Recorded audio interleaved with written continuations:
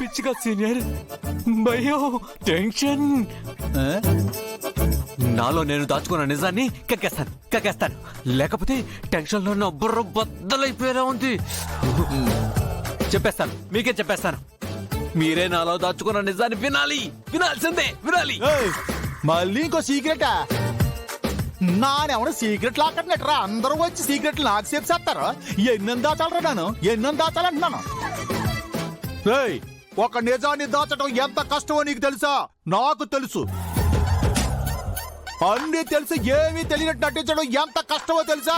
నాకు తెలుసు. కడుపు నిండా రహస్యాలు దాచుకుని సగం తింటాం ఎంత కష్టమో తెలుసా? నాకు తెలుసు. ఎవరికి ఏమవుతారో, ఎవరు ఇప్పుడు ఏడ్ చేస్తారో అన్ని తెలిసి ఏమీ తెలవనట్టు పైకి నవ్వుతూ లోపల దాచుకోవటం ఎంత కష్టమో తెలుసా? నాకు మాత్రమే తెలుసు. సీనియర్, ఇన్ని దాచుకున్న మీరు నేను చెప్పే ఒక్కదాన్ని కూడా దాచుకొని నా భారం తగ్గించండి ప్లీజ్. ఎంతైనా సీనియరే కదా. సర్లే, లేదు చెప్పేసి.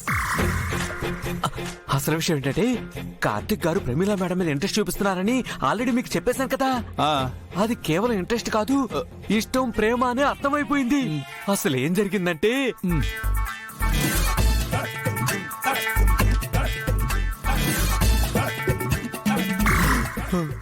జరిగింది అదే విషయం. మేడం గారు జస్ట్ కొలీగ్ గా మంచి వ్యక్తిగా అభిమానిస్తుంది అంతే. కానీ కార్తిక్ గారు మాత్రం పీకల లోతులోకి ప్రేమించేస్తున్నారు. ఆ ప్రేమ మేడం గారిని కూడా కదిలిస్తే, ఆ విషయం రుద్ర గారికో శకుంతల గారికో తెలిస్తే నా గతం కావాలి. సీనియర్ కార్తీక్ గుంటను ఇక్కడ పనిలో పెట్టింది ప్రమేయాల శైలికి దగ్గర చేయన. కార్తీక్ ప్రమేయాల శైలి మీద ఇష్టం కలగడం మంచిదే కదా.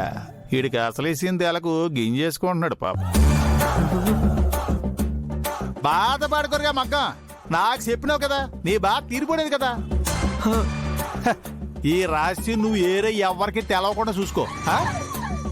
టెన్షన్ ఎక్కువైతే బీపీ మాత్రం మింగకురే.